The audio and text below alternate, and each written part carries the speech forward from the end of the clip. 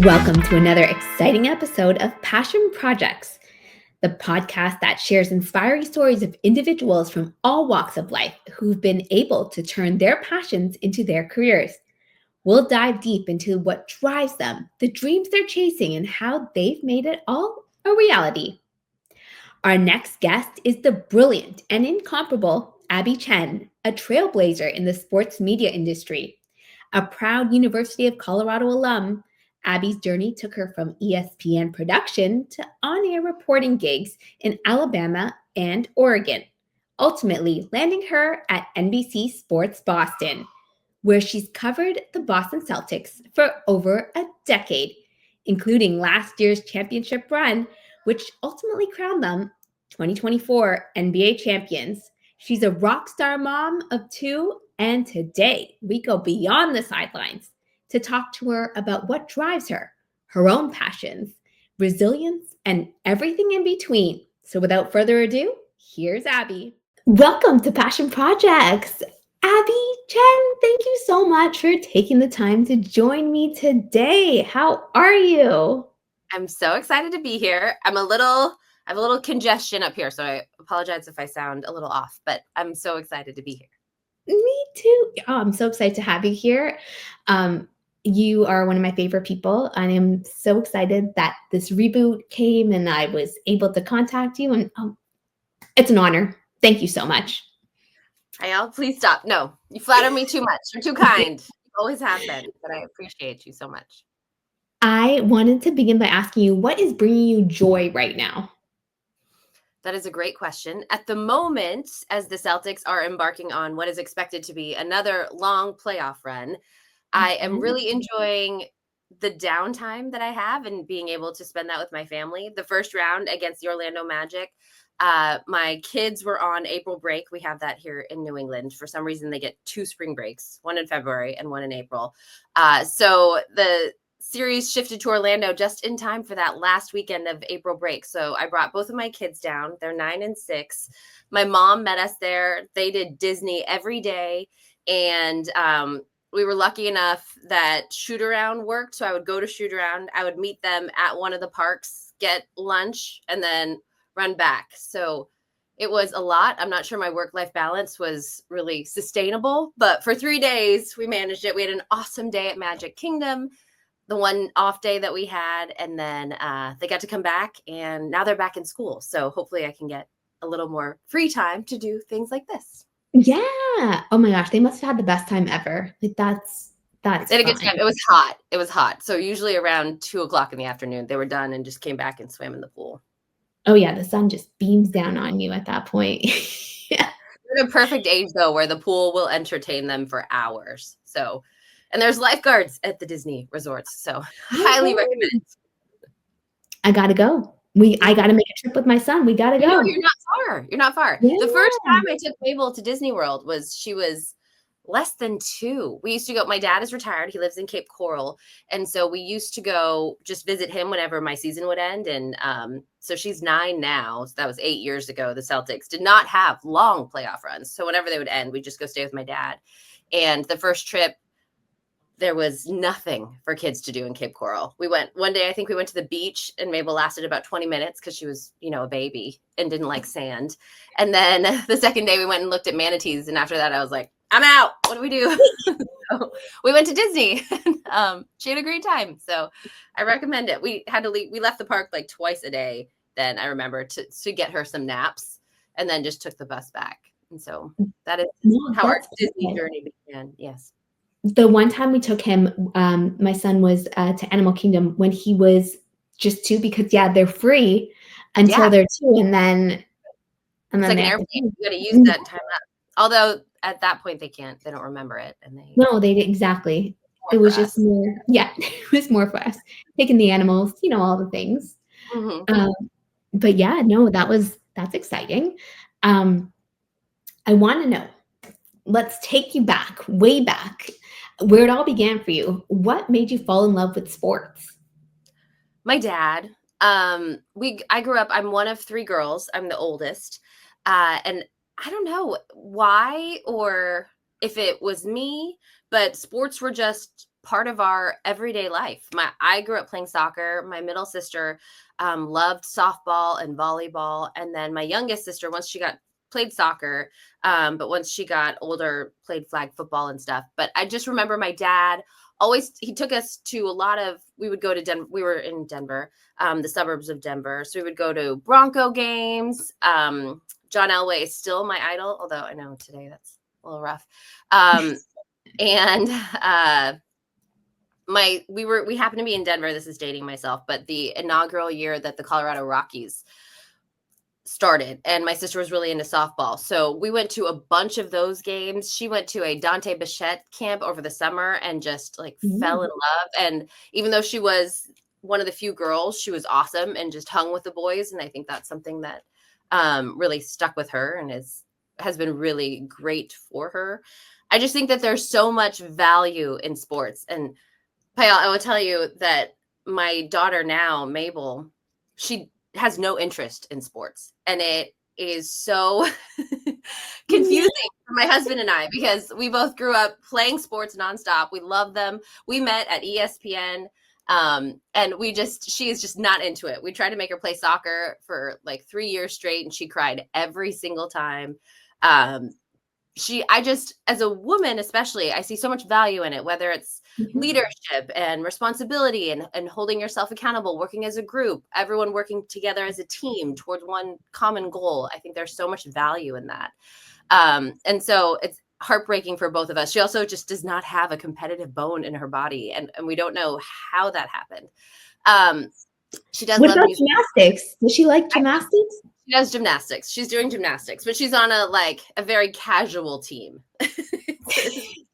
It's once a week. It's nothing serious. I don't know. So yeah, I grew up loving playing sports. It was nothing like girls, boys. That was just not anything that was just not discussed in my house. And so I loved sports. And then when I got to college, I took a sports broadcasting class. And that's the first time I realized that you could just do sports for your job and in your career. And so I latched onto that very, very quickly. What was it like for your parents, though? Did they have other aspirations for you, or were they very supportive of you when you were thinking about what you wanted to do? They were very supportive. I don't think they knew or understood. And at the time, like I said, I had 2 younger sisters. So at the time, I think it was just, I'm in college. As long as I'm doing a good job there, they're just, let hands off the wheel at this point. Not really sure what's going on. But I knew I had their support. I feel like I could not have done what I did without them. My first job at ESPN, which I had submitted a resume 2 years prior, and just at the time they were looking for diverse hires. And so, I showed up at the interview and they said, "When can you start?" And I was like, "Tomorrow. What do you need? What do you need? Let's go." I drove to Connecticut with my mom from Colorado in one car and packed it up with, I think all I had were clothes in there. And honestly, Payal, I did not know. I don't think I could have found Connecticut on a map. The New England, the Northeast was just not somewhere I had spent a lot of time. Yeah. And so my mom and I are driving across the country. We're coming from the West, where all of the states are enormous. And so it was nighttime fell, and we were, I think it might've been Pennsylvania. I'm not sure, but we were just about to cross into Connecticut. And we we're like, why don't we stop here? We'll rest up. We'll make the final push in the morning. And I woke up the next morning and drove for 45 minutes, and we were there. And we were like, what? Connecticut is a tiny state. We were just like, what is this? Why is this? How did this happen? But okay, sorry. So I was making $9 an hour at that job. It was the best job to start off with in sports, because it was 9 to 5, Monday through Friday. That is not a realistic thing. I was working on documentaries as a production assistant for ESPN Classic. So that was wonderful. But I don't know. My parents didn't ask a lot of questions. I think as long as we were going, my mom was very much the natural consequences. So she's like, don't do that. I wouldn't do that. And then I stepped out of the car without shoes and stepped on a bee. And I was like, ah! I'm dead, like those kind of things. And I'm fine. I'm fine for it. But she was not, My mom grew up on a farm in Ohio. So and my dad was born in China. He actually immigrated through Jamaica to America and came to America for college. But so my mom was not not necessarily a helicopter parent. She worked my entire life and is wonderful. She's a doctor, has a doctorate, so you call her Dr. Wise. And she was not, they were just always there to support for whatever I needed, and were wonderful in that, and still are. That's amazing. I mean, mine were the complete opposite. Mine were like, you're not going to be a doctor, lawyer, or a dentist. I'm like, no, this is not my trajectory. Like maybe my brother will do that, but not me. But I see so much reflection of my parents were supportive, but there were times and instances where my dad was just like, I think you need to get a real job. I'm like, but this is something I love. And I think there's something to be said for following your passion or for following what you were drawn to do. I think in your mind, you just, it's a mindset too. Like you kind of just know and you figure it out along the way. Like as you were going through ESPN as well, when you first started. But I feel like I had no idea what I was doing. I still don't. I feel like the whole way. I was just kind of taking whatever opportunity happened to pop up. The only other job offer I had at the time was to write for a newspaper in Stevens Point, Wisconsin. And so, yes, when ESPN called, I was like, please, can we do that? I don't know what my life would be if I had started in Wisconsin. I don't even know where that place is. It's actually where Sam Hauser is from. I also don't think I could find it on a map anymore. I stepped off the plane and they have a lot of paper mills there, and it was just a very distinct smell that I had never smelled before. Ooh, interesting. Yeah. So really grateful when ESPN called. But I just feel like to me, the hard work is non-negotiable. And my parents saw that what I was doing, I was working really hard at. And so I think if I had been flailing or if I was really struggling at some point, like I know they would have been there, but I think that there may have been some nudges towards something that was a little bit more concrete, probably.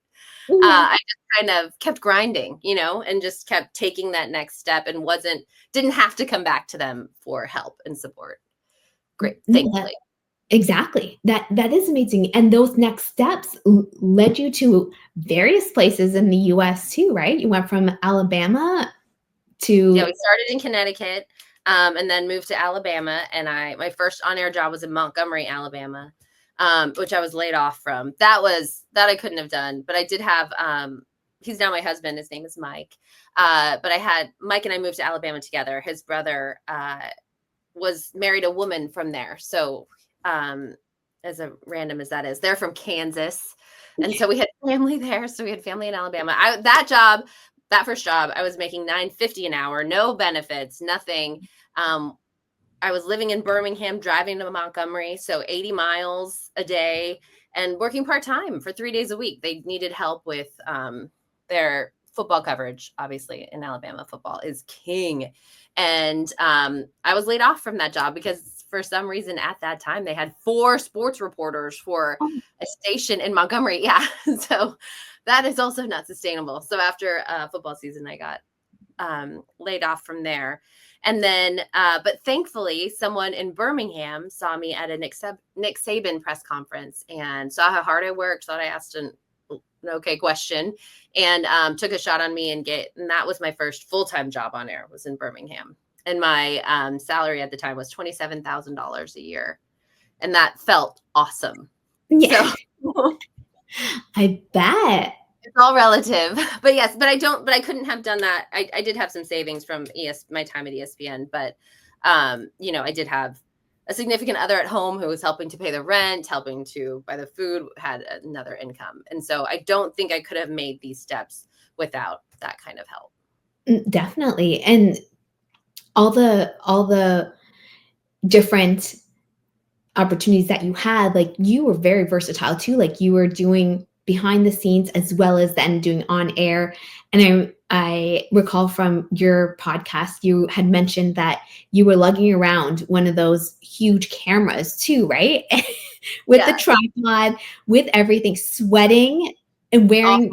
In Alabama, the heat is it's humidity and so now they're called MMJs, right? Multimedia journalists. Actually, they might have new names for them even now, but at the time we were called one-man bands, and the cameras were huge. Like they still are. It's an ENG camera.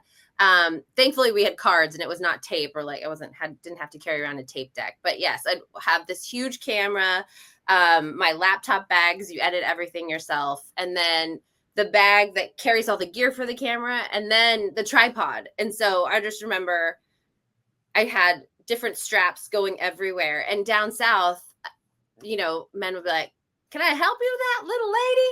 You need some help? Where are you going? What you doing?" And I'm just like, "I'm perfectly balanced. Can you just please open that door? Stop talking to me. Leave me alone." And so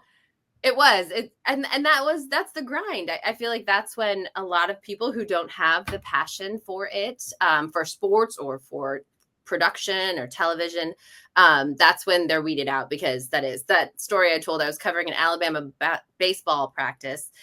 So the dead of summer, probably like late spring, but I sweat so much. And those days I knew when I was reporting, I only wore white shirts because it was the only thing that didn't show sweat. So you had to go shoot everything somehow while you're sweating, or through like a rainstorm. There were so many like monsoon rainstorms shooting football in Alabama. And somehow fix yourself up, shoot a stand up make yourself look presentable, shoot a stand up, and then take it all back and edit it and get it up for air by 6:00. But I covered an Alabama baseball practice. I had my notebook in my back pocket. And I just remember pulling my notebook out, and it was so drenched in sweat that I could not read my own handwriting. It had like bled through the entire thing. She's like, "Oh, well, it's less than ideal." It's the dry feeling of sweat, like when it turns to salt on your skin and you can just kind of see it. Yeah, you live in Florida, it is. I know, especially you walk outside and you're like drenched, especially this time of year when it's a different kind of glow. Yeah. But I'm so grateful for that time in Alabama, because it's the only place that I have been that rivaled sports fandom and just the passion that people feel for sports as I do here in New England. The passion for football and college football and everything college sports down there is unmatched. And it's so, like, I cannot describe the feeling of standing inside the stadium on a Saturday morning before an Alabama football game. It feels incredible. Or Auburn even, and Jordan Hare when the eagle flies, it's incredible. So it still like brings chills to my skin.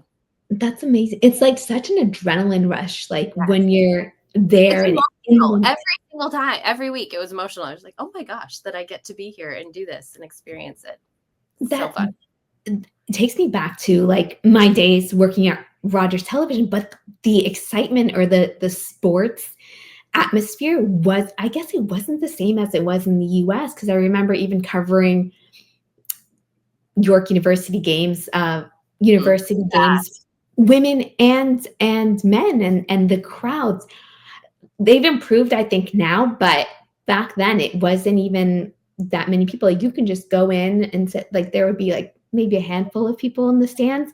So it's nice to see how far they've come to, but also the excitement that we're seeing now, especially with women's sports as well. So definitely a change. But speaking to your experience too, with just, I remember my times too, carrying those heavy cameras and the tripod, and then forgetting to have a cart, but then setting up and making sure that you get everything you need done, all the B-roll, your stand-ups, coming back to like edit them and hand them in for your assignment or whatever it may be for the next class.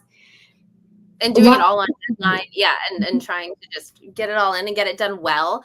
I think, for better or for worse, that's one thing that ESPN taught me. The last thing that I worked on there was Monday Night Football, and that is the biggest property that they have. And so to see what is possible when you have those kind of resources, it's the 8 trucks and the 50 different cameras and all of these EVS machines and incredible graphics, and you spend an entire week working up towards the one game.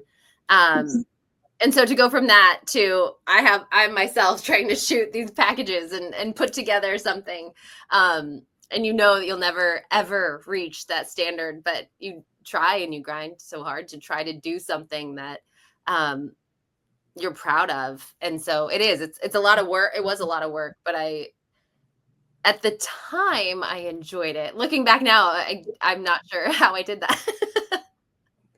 I know, right?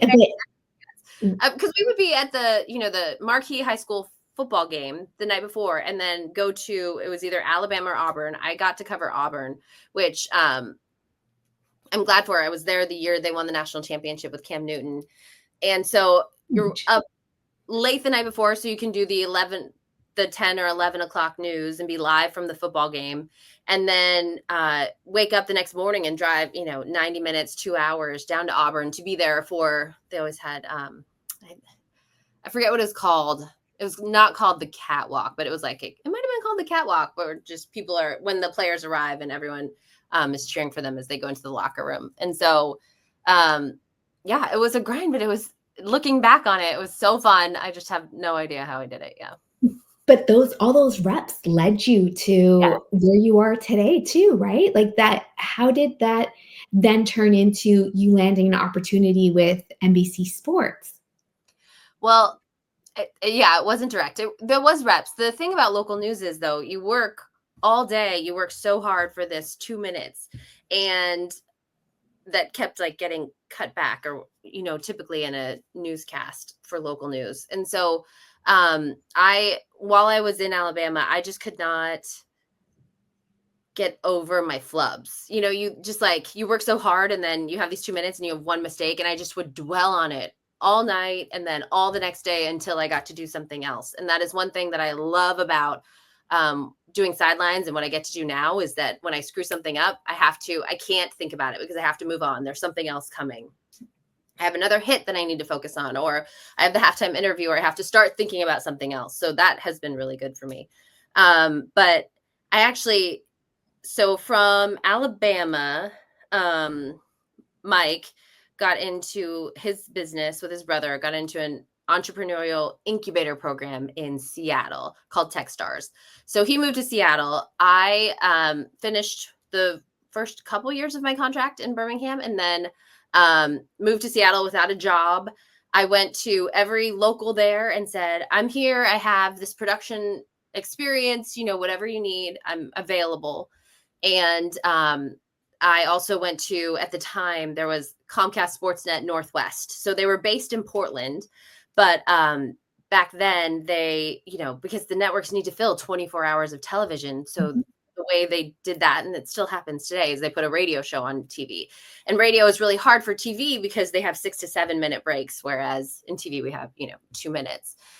So at first, when I met with the head of the Comcast Sportsnet Northwest, I don't know if he didn't think I was pretty enough, honestly. But the woman that they had doing updates in Seattle was leaving.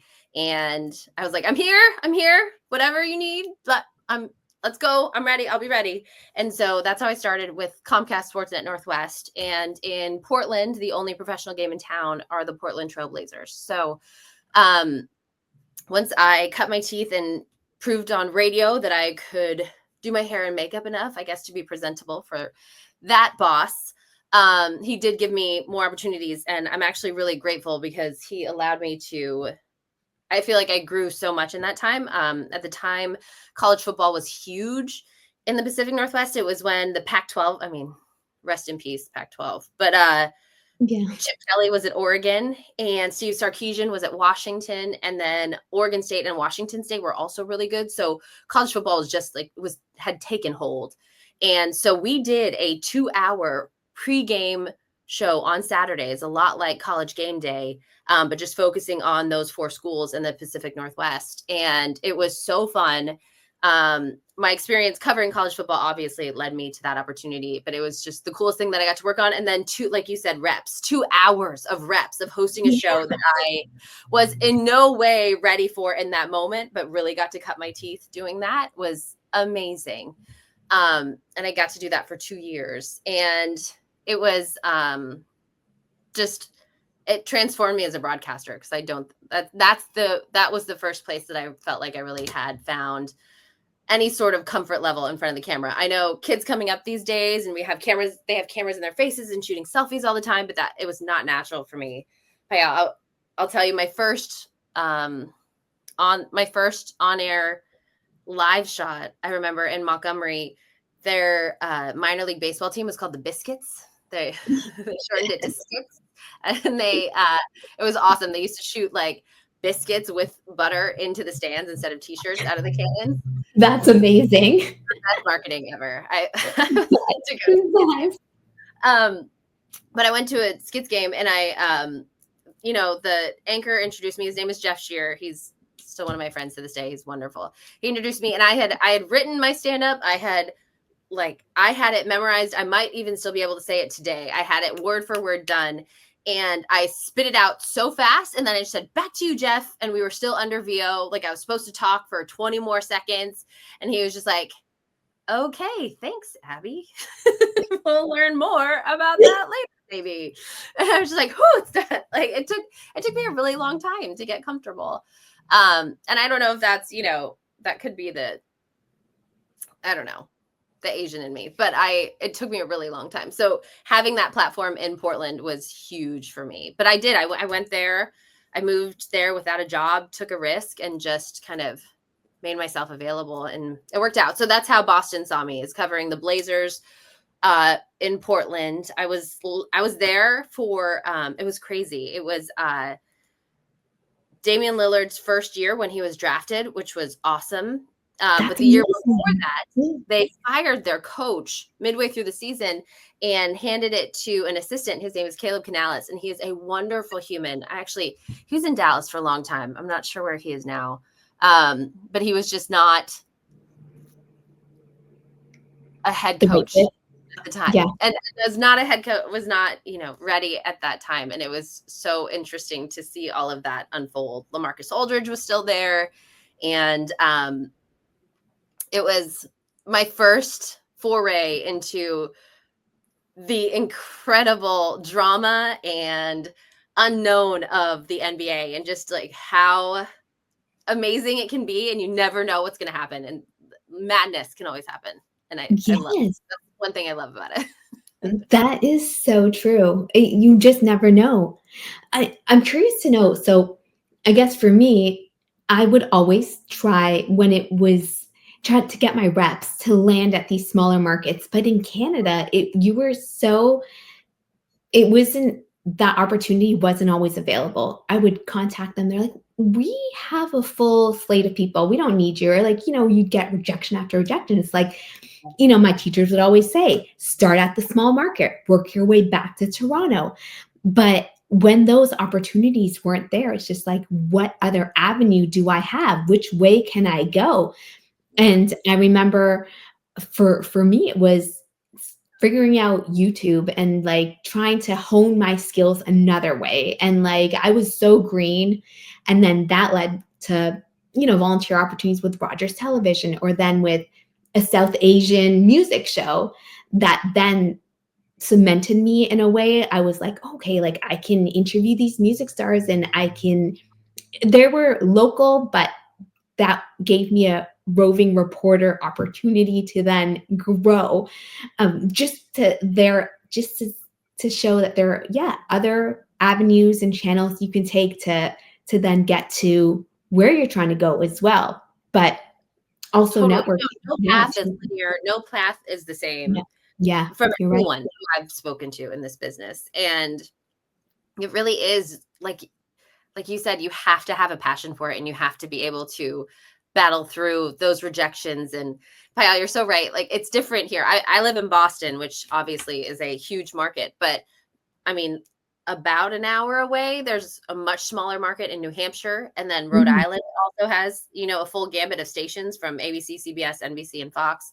And then you go up even higher. And a lot of people here start in like Bangor, Maine, which is a lot smaller. So I do feel like, yeah, it's a different landscape. But nowadays too, I mean, you were so ahead of the curve in doing that. And nowadays you can just start up a YouTube channel, or that's what I tell young people to do now, is to get those reps, because you have that opportunity, whatever it is, start a podcast, do a weekly live show with another friend where you just debate, because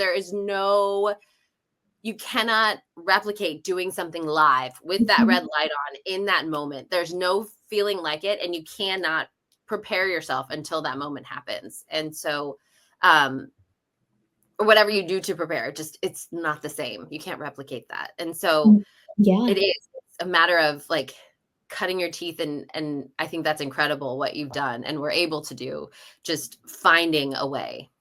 But also, Abby, I wanted to shed light on when we were doing this too, and working our way through, there weren't many women that look like us that were, going about doing it. And like, to your point, when you're just like, that director said, maybe he thought I wasn't pretty enough. I mean, I had those instances too, where I was just like, oh, I was working at this sports network, and pretty much I was like, okay, I don't fit the mold, but I'm here trying to do a green screen, on air, trying to get myself out there, trying to show you that I can do it. But because I don't fit the certain mold like these women are, that's what's going to not allow me to get that opportunity. And then that's when I was just like, it's that fire that's lit under you, or just like, you know what? No, I'm going to prove them wrong. I'm going to do it, and I'm going to show them that I can do it. Yes. I felt that way after my first station in Montgomery, that I was let go. And I think that's one of the hardest things about this business, is that it's not necessarily a meritocracy. You're not necessarily rewarded for hard work and doing a good job, doing a good enough job, a great job. It's really about one or two people taking a shot on you. If one person likes you, they can, send you over the top. And if one person doesn't like you, you are done forever. And so, and that's really hard. And that's something that we can't control, and it's such coach speak, but I say it to myself all the time. And all I can do is control what I can control. And that obviously is my effort and my attitude, but it's really helped me to let go of things that I can't control. And so there are so many things every day that, and this, I think my perspective has changed a lot since the pandemic, and we just could not control anything then.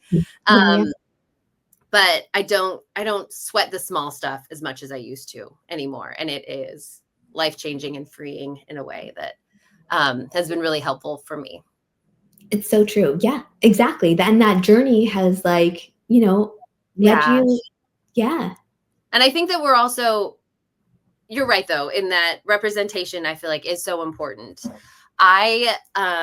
It means so much to me when a young woman or someone will come up to me and tell me that they, look up to me or love watching me because I'm someone who looks like them on TV, and makes them feel like that is something that they can achieve too. And you're right in that there weren't a lot of examples for us growing up, but I think that, and this is totally me, but I was naive enough that I didn't notice. Like, there were never that, and that's what I meant to say earlier. Like, there were never any guardrails put on me. There were never any restrictions. Like, I don't think you can do that, or I don't think you should do that. You're a woman. That's going to be really hard. Why would you do that? I never thought in that way. I just thought, like, this is what I want to do. What do I need to do that? And It's so funny. Connie Chung came. So I'm teaching a class at Boston University this semester, and Connie Chung came and spoke. And I was so bummed because the Celtics were out of town when she was on campus. And I was like, it's Connie Chung, you guys. And my class of 15 students, they're all about to graduate. So they're 20, 21. And they're like, who? Connie, who? And I'm like, they're like, who's Connie? And I'm like, you guys don't know who Connie Chung is? She is like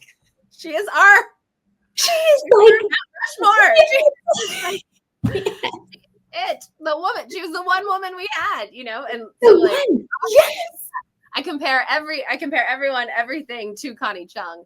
And then for me, it was Melissa Stark on the sidelines for Monday Night Football. And that was like, I was just like, that looks like the coolest, the best job that could ever occur. And so I did have two examples of, I think, like what I wanted to be. And I do think Connie Chung was a beacon for many of us, that if she can get there, there must be a way. And so I'm so grateful to her. I'm so bummed I didn't get to see her in person. I've never met her. My students went and covered it. They had the video, and I was like, oh, that's so funny. Oh, if Connie was there, right? I don't know that. I think that would have been like, I do not get overwhelmed in fan situations. So, I mean, or like famous people situations. Like I love walking around the games in LA and New York where there's, real movie stars, and try to sneak some pics. But, we're around athletes all the time, and they are regular people. They have incredible, supreme, otherworldly talents. But at the end of the day, they put on socks just like we do. So, exactly. Yes. Yeah. And so I don't really get starstruck, but I don't think I could have been trusted around Connie Chung. I think I would have been hi, hello. Believe it? Yeah. Yeah. But I do I think representation matters. People do come up to me. I don't think that it's something that I like set out to do, and I don't think I was necessarily driven by proving someone wrong or trying to achieve something that someone said I couldn't. I just kind of saw this as a way, and I got lucky along the way, of people believing in me and putting me in positions that I may not have been ready for. But once I had them, I tried to make the most of those opportunities. Yeah. And here you are now with NBC Sports and covering the Celtics for over a decade. I know. I'm not sure. It sounds crazy. So I'll tell you. So we were in Orlando, and waiting to get into the locker room, Brandon Bass walked by, who's a longtime NBA veteran. He played for the Magic first, and then he was on the Celtics when I first started. And he walked past and then somehow circled around. But I was talking with reporters, and I said, oh, I think I just saw Brandon Bass. And he circled back. He's like, you did see Brandon Bass. And I was like, oh, hey, Brandon, how are you? And he's like, you're still here? He's like, you put in some years. And I was like, thank you. Yes. I wasn't sure how to take that. And I know I blanched at it because it sounds bad. It's also, no one thinks I'm as old as I am. And you're so young. You don't even know. You're young. Thank you. I'm not anymore. But like my children are 9 and 6, and I was not young when I had them. But and so whenever people hear the 12, they're like, really? Like, they're like, I know. I thought it's been, they're like, how old would that make you? Because like, don't have to do math there. That's fine. No, exactly. Yeah. So yes, that's why I blanch at it, because it just sounds like a lot, but it is something I am so proud of it. I think it's amazing that I have been able to cover one of the most storied franchises in all of sports for this long, and the things that I've got to experience and the things that I've witnessed. And I know that it's funny, Jason and Jalen talk all the time, like, we don't take this for granted. And it's true, but it's so hard not to, when you're in, it's amazing. So I'm in an NBA arena, but I'm in Washington for game 79, and the thing doesn't feel like it really that I need to be here right now. But I remind myself that I am at an NBA game and watching these athletes who are the best in the world at what they do. And that's what I get to do for a living. So it's awesome. It's so awesome. I mean, you've got to experience and see so much. There's so many things that like I have around your time with the Celtics, but most importantly, like the road to the championship last year. How was that experience like for you? I mean, they've been in many playoff runs, but to see them go the distance, what was the journey like for you as a reporter? It was awesome. There are many sides to it. So the Celtics making the run in 2022 to the finals, that was unexpected and surprising. And so that was the first time that I had covered a finals. So last year was really helpful for me in knowing kind of just what to expect along the way, what that feeling was like, what each round kind of, once you get through it, what happens next, because the stage just keeps getting bigger and bigger and more people show up every round. And so I knew more of what to expect if it hadn't been for 2022. So I'm grateful that that happened. But last year, and with this group, and particularly Jason Tatum and Jaylen Brown, they had just been through so much and experienced so much heartbreak. And especially the year before that was such a weird, dark time after Ime Udoka got fired right before training camp. Joe Mazzulla took over. And then they had never been down 0-3. I mean, really, since this new group, they'd never been down in a series like they were to Miami in the Eastern Conference Finals that season. And it was just there. It just felt like there was a different pressure on this group last year. Everyone knew after the moves to get Kristaps Porzingis and then also Drew Holiday, the talent discrepancy was so great, and it was obvious during the regular season. But they had just been through so much, and so much of the conversation was about, until they win a championship, how can you trust them? How can you trust them in this? And so I feel like the players certainly felt that, the staff felt that. And so that run, looking back on it now, the fact that the Celtics only dropped 2 games in that entire run for the championship, unreal. And it's funny. So they had, the Celtics, yes, I've covered them for 12 seasons. So all of these playoff runs, there have been such intense, like so many game 7s and heading into the arena. I remember driving in once and I was listening to talk radio, and then they played We Are the Champions, just to like one of the in things. And I was like, yes, it's going to be okay. This was years ago, like going into a game 7, but I was just like, I don't know what's going to happen. My season could be over, because, it happens on a dime. It's not, and like I said, it's not something we can control. It's either your season is over and you have to go figure something else out, or you could be working for another month and a half. And so, look, I was driving to the arena the other day and I was just like, I took so much for granted that run. There was never a question in my mind. Every drive to the arena was just like, oh, they're either gonna win today or they'll win on the next one. Like there was no anxiety towards it. And I didn't realize it at the time, but the talent discrepancy was so big. And so it was awesome. Like looking back, it was awesome. At the time, it felt more stressful in that, like, they need to do this. Can they really do this? Is this really going to happen? But now looking back on it, there was never any doubt. And I don't think anyone's mind that they were winning the championship last year.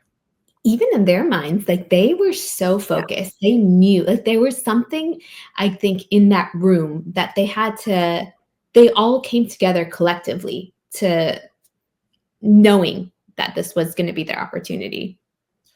Joe talks about it a lot. Joe Mazzulla, the head coach, and Paul Pierce and Kevin Garnett talk about this a lot, in that the guys in that locker room were in the right place in their careers to be on this team and to be able to do what it took to win a championship.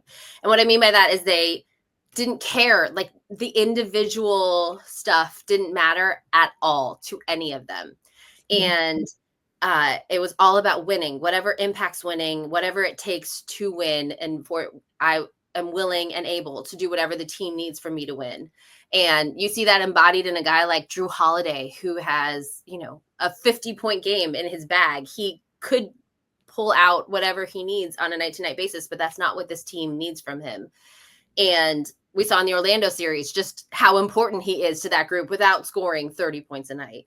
And then Jason Tatum, and I feel like he's gotten to the point where he is now underrated nationally because he does so much more to help the team win versus putting himself on a pedestal and trying to show the league like, no, I am a superstar. I belong on the Mount Rushmore with everybody else that you're talking about right now. And so I think that really goes overlooked. And that group was very special in that. And Al Horford, who everything that he has been through, and until that point had played in the most postseason games without winning a championship than anybody else in the NBA. And it was just the right group at the right time. And it's such a special group of players. And I've covered a lot of them here in Boston. And it was a lot of fun. And that, I mentioned this to you earlier, that was seeing those guys achieve that for themselves, I think was the most rewarding part about that championship run. It was like, it takes me back to when the Raptors won it. I mean, for me, it was very nostalgic too. So I can relate to what those guys went through as well. But it's like, yeah, it's like taking the ego out of it and everyone coming together as a collective and just setting their mindset to, this is how we're going to do this. And this is how we're going to go ahead and achieve the ultimate goal, and which they ended up succeeding in doing. And here's to what could be another long run again, Abby. I know, we're here again. It's so funny. As this regular season winds down, you're just kind of, I know that we still have at least probably 2 more months, maybe longer.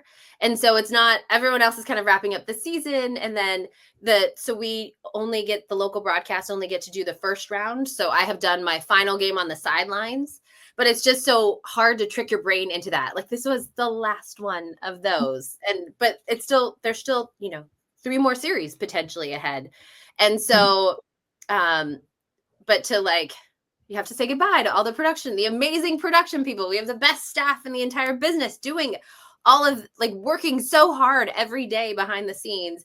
And then they're just kind of not there anymore. And so, but there's still so much work to be done. And so it's kind of like trying to close that chapter, but you know that the book is still going. And it's a weird thing to wrap your mind around. It's so, yeah, exactly. I do want you to walk us through what is a day-to-day like for you as you prep for a game day. So a game day that I'm doing the sidelines, I go to shoot around 10 o'clock or so. Like, the Celtics have gotten a little bit later. And I try to go in with a couple of ideas in mind of maybe angles, what the big storylines are going to be. For the Celtics, we really only get one player in the morning. So it's kind of trying to get as much out of that as I can, whether it's an Al Horford or Sam Hauser. And because we are the broadcaster, as long as we have the game, I usually get a one-on-one with a player at that point that we use for our pregame show. So I really try to tailor that to what the storylines are. If Derek White had an awesome defensive game the night before, or the day before, I'll try and talk to him and get something that I can use for myself during the game. And then I go home, go over my notes, and talk to my producer, let him know what I have. He lets me know what he has. And then I start to get ready pretty early, as you know, Payal. It takes a while. I feel like it gets longer every year. And then, or I feel like something will come up and I'm like, oh, I can do it. I can do it in 90 minutes. It'll be fine. And then I'm like, oh, I gotta go. I'm so late. No, but you're feeling good about because the get ready with me's that you do on your Insta, absolutely love them. And like the way that you're talking about the stats as you're getting ready too, I'm like, yes, Abby, I'm learning so much about what I need to pre-prep myself for watching you get ready. I really took a step back from social media this season because it was not adding to my life. Because like I would do those and then I'd get on the bus and like try to edit them together, and it just took forever and it just added so much stress. But thank you, I appreciate that. a lot of people are like, why is this happening? Like one of the Celtics equipment guys was like, why are you popping up in my feed in your bathrobe? Like, why does that keep happening? Can you stop doing that? Like, no, I really can't. Sorry. Okay, and I have to do them on the road by all because my bathroom is a mess. So, yeah, I know. I remember you mentioning that to me too. Yeah. It only happens there. Anyway, yeah. So then once I get ready and I head to the arena, Joe Mazzulla, the home coach, speaks an hour and 5 minutes before tip off. And then the road coach speaks 90 minutes. So I go to Joe, I go to the road coach, and then the locker room's open 15 minutes after that. And they're open for about a half hour. And so that's just kind of getting whatever I need for the storylines. It's very different for me now than what it was when I first started. I've become so much more efficient in my workflow. So we'll go in with at least 3 storylines that we're really hot on and we think will impact the game. And my producer is wonderful, and everyone that we work with about getting me graphic support. So I know what I'm saying. So if something comes up through the day, Al Horford was nominated for, teammate of the year, I know going in pregame that I need to speak with either Al or someone and get a quote from them about what makes Al so great as a teammate, which, I have thousands of those, but I really want to be able to say, told me tonight that, this is the thing that sets him apart or whatever that is. And so after I'm in the locker room, our pregame show is usually an hour before tip off. So I go from the locker room to do a hit off the top of the show. And then I kind of sit down and buckle down and really try to get my mind around what these 3 hits are, what I want to say, how I want to say it. And then tip off happens and we go. So, and then afterwards, I think the hardest parts, and Kyle, you know this, are the walk-offs. We get a walk-off at halftime, but only if the Celtics are winning. And Joe Mazzulla put such an emphasis on closing quarters. And so the players, if something happens at the end of the quarter, the second quarter, they're like they're really upset about stuff. And so a lot of times I'm slated to talk to Jaylen Brown, but he misses 2 free throws. So then I have to pivot and talk to Peyton Pritchard because he hadn't been on the floor for a couple of minutes. And so it's like, okay, so what are the questions for Peyton versus what are the questions for Jaylen? Yeah. And so those are I think the most, when you have to think on your feet and you're trying to kind of figure out what's the best avenue for that. Because those are such unique interview opportunities where the goals are different from if you're just, if you can sit down or if you're in a group, you really need to, I try to be concise and as quick as possible and cover as much ground as I can. And then, so we get someone at halftime. I talk to a coach coming out of halftime, and then second half, and I do a post-game walk-off only if they win. We used to do post-game walk-offs with the opponents if they won. That is something that died in the pandemic, and I kind of miss it. I think I remember those too. Yeah, I miss it because it was like my one time that I got to talk to other teams' players. Right. One of our series against the Bucks, I talked to Pat Connaughton, who is from Arlington, Massachusetts. He's on the Bucks though. I talked to him like 5 straight games, and he's like, "Oh, hey, Abby, hello again." like, "Oh, you again." And then the next year, in the next playoff series, the next game I walked up and he was like, "We're back. What's up?" It's so funny. Anyway, so I do the walk off with him, and then we get Joe exclusively before he goes into the press conference room. So then I hustle back to the back area and talk to Joe, those interviews, and it's not so much anymore, but when it was Brad Stevens, those post-game interviews were the most nervous that I still got, because especially during the regular season, coaches, as you know, are so funny so sometimes in a win, even if they play awesome, but they either made some mistakes or they did not follow the game plan, they just happen to win. And that happens a lot with the Celtics, and that they're good enough that sometimes, they don't play their A game and they can still win. But the coach is in a bad mood because, the guys were terrible. The guys did not play well, but they won. So then the coach is cranky. And you're like, "Hey, that was awesome." And they're like, "No, it wasn't. The game where you won." And then, or if they lose and I'm like, what happened there? And he's like, that was awesome. We did this. You didn't see that. Like, I know this was a process game or something. I'm like, what? I don't know where we're going. I want to ask you before you sit down. Like, are we happy or are we sad? Do you want somber? Or do you want, or what are we? And, but you can't ask them that. So you're just kind of going and like, hey, how's it going? How are you feeling? Yeah. How are you feeling? Right. Like the walk-off, they're happy. They won. Like that's consistent. But the coaches afterwards, I just never know what mood they're in. No, yeah. Or like if it's a hard season, they've lost a lot, and he'll come in one of those games like, no, I felt like we were really close that game. And I'm like, really? Okay. So we're happy today. It doesn't necessarily happen as much anymore. Joe, I feel like my first season with Joe, and that was the hardest I've had with a coach. He did not want to be there ever. Did not necessarily see the value in it. He's gotten so much more fun and actually like comfortable letting his personality show, and it's been really cool to see. But that first year was rough. There were so many awkward moments with Joe.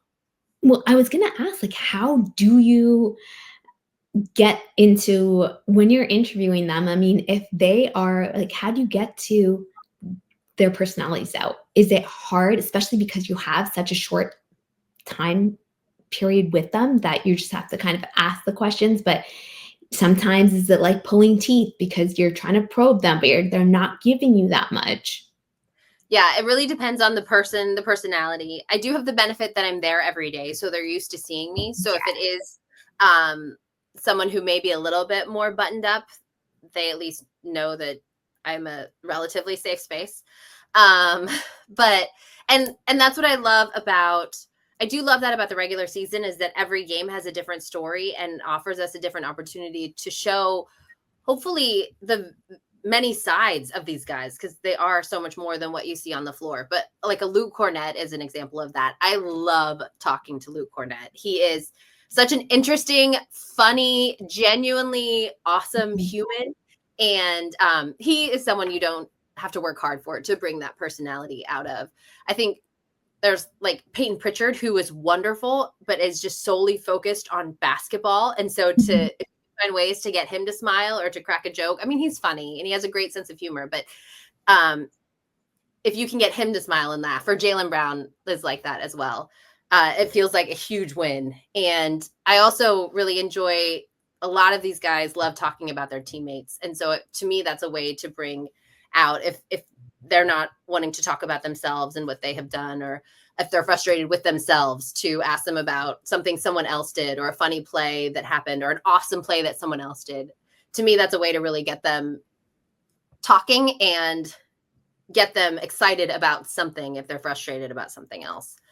So it totally depends on the person, and it is a matter of trying to use the most of what you know about them, about all the research. And that's why all the prep is important, is to go in and, if it's random, something like when Blake Griffin was on the team and knowing that he hadn't dunked for 3 years, and then he pulled out, one-handed tomahawk, and then talking to Jaylen Brown afterwards, like Jaylen loved those moments, more than I think most. And so those are the things that I think are make it fun, and the challenge of it, game in and game out, is to find those moments and to be able to share that with those guys. Yeah, it's awesome. You do such a great job at it. I love it. And I love hearing these stories too. Like everyone has a story, and just for it to come across in such a fun and interesting way is always a treat, for sure. But dealing with Joe, yes. That's the people pleaser in me. And I'm just like, oh no, okay, yeah, sure. You're done talking to me now? Okay, thanks, Joe. See you later. Bye. Like, whatever you need. You don't want to talk rebounds? Can we talk about rebounds? No? Okay, go ahead, please. Yep. Okay. I'll see you tomorrow, because I'll be here. I'm not going anywhere. Exactly. And that stuff happens, I remember early on. So I think it was the first season, the Celtics had a guy named Jordan Crawford. His nickname was the Steez. And one of the greatest coaching, I think, accomplishments of Brad Stevens' career is the Steez won Player of the Week. And I was talking to him post-game, one of the games, and I was like, you're not really known for your defense. Do you feel like you showed people something tonight? And he's like, I'm not. What? Who says that? And I was like, no one. You're right. No, please talk about something else. It was so awkward. And he's like, I'm not. Who says I'm not? And I'm like, people, I just thought that was understood. I'm sorry. And that was the day I learned not to do backhanded compliments on a walk-off interview. Funny stories. Steets. That's one of my group chat names. That's one of my group chat names. Oh, nice. I absolutely love it. Abby, as we come to an end, sadly, this has been such a great conversation. I absolutely love it. One piece of advice you'd love to share or give some women who are trying to get into the industry, or anyone? I know. I think about this a lot. I don't think there's any substitute for hard work. And I think that that's something that I said earlier, is that is the one thing that we can control. So whether that's preparation and just being ready when the moment arrives, if it ever arrives, also, but it's not just the prep either. It's, you have to be there. This is a business where you physically have to be there for a lot of it. And while I often have struggles being on time, I think that if you can do it, it's huge. And to be early, even, you never know what's going to happen. One thing that has stood out to me, and it's just kind of my personality, and regardless of, I know I've been talking a lot for the past hour or so, but I am actually, I'm terrible at networking. I really don't enjoy talking to strangers or going up to someone. It's just, I feel like I'm bothering them. I don't want to ask for more than, I don't want to ask for anything. I'm so bad at it. And one thing that, since Drew Carter has come on to our broadcast, and he is the play-by-play guy, and he's young, he's right out of college, and he's just so great at introducing himself to everyone. There are so many people who I kind of know who you are, know that you should be. I generally know, what you do, but not exactly. And he is just wonderful. And it's been, even though I'm so much older, watching him kind of maneuver, and he's just like, hello, I'm Drew Carter. Who are you? What do you do? Hey, I'm Drew. What do you do? Hey. And I've learned so much about what people do and who they are, just like walking into arenas with him. And it really opened my eyes to people. It's not a bother. People love talking about themselves, being asked about themselves. And it's not something that you should feel bad about. And so I don't know what it is about me that I just am afraid to do that, but I have so much, I don't know. It's not like anxiety. That's not naturally what I want to do. And so I'm trying to push myself out of my comfort zone, talk to more people, introduce myself, ask them what they do, and learn from others, because I think there's so much value in that. And you never know where that can go. And so I think that is huge, and something that I am still trying to work on for advice. I'm always trying to work on that too. So I totally understand, and I totally get you. Thank you so much. Yeah, it is hard. It's hard out there. But yes, thank you. Yeah, this was so fun. Abby is a reminder that chasing your passion doesn't mean it's easy, but it's always worth it. I hope this conversation leaves you energized and inspired as it left me. Thank you for tuning in. I can't wait to share more stories that move, motivate, and make you believe in your journey. Until next time, make sure you like, subscribe, and share this episode, and we'll see you again. Take care.